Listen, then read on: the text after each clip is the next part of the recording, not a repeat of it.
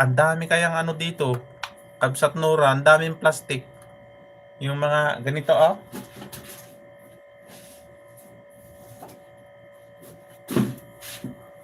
yan yung mga ganito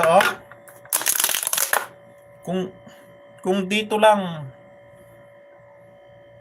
nabibili lang ito. Ako na yung number 1 na kalaban ng mga baladiya dito nagpupulot ng plastic o nagwawali. Wala na sila mapupulot na ganito. Naunahan ko na sila. Kung meron lang jump sack ng ganito, nako, sideline ko yan. Madaling araw pa lang namumulot na ako.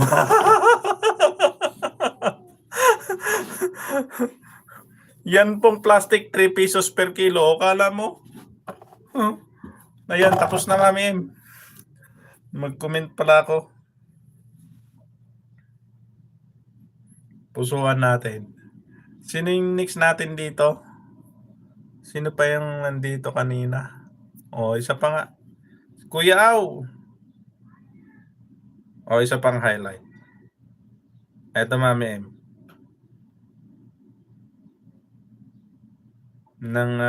Ayan. Pangalawang highlight. Sunod kita kabsat loss bago si Kuya Au. Di ba? Sayang, no? Wala kasi. Kaya tapon ko na sa basura. Mayaman kasi sila eh.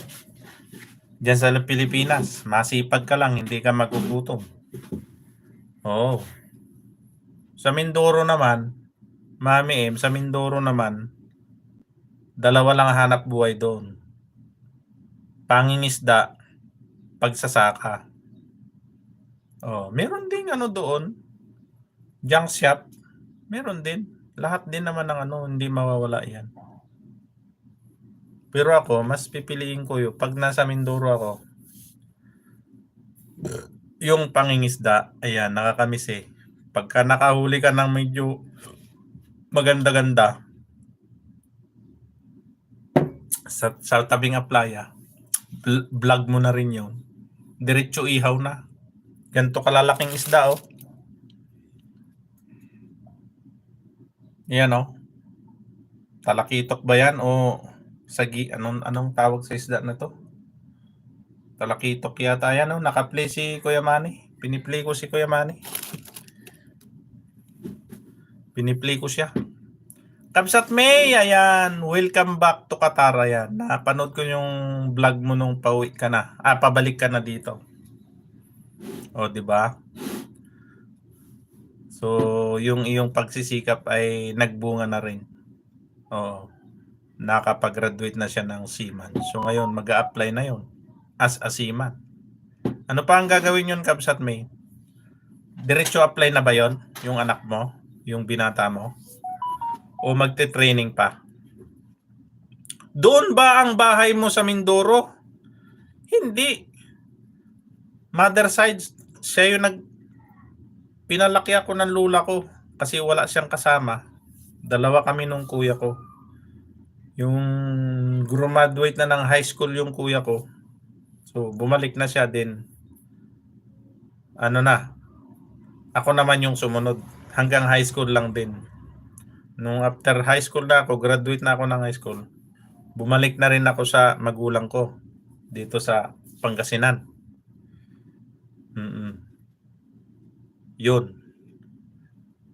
So, from grade 1 to high school, ako pinalaki.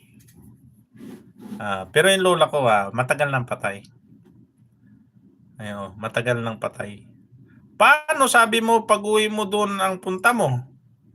Magbabakasyon lang. Siyempre, mamamasyal doon. Dahil matagal ko na rin hindi napasyal yung ang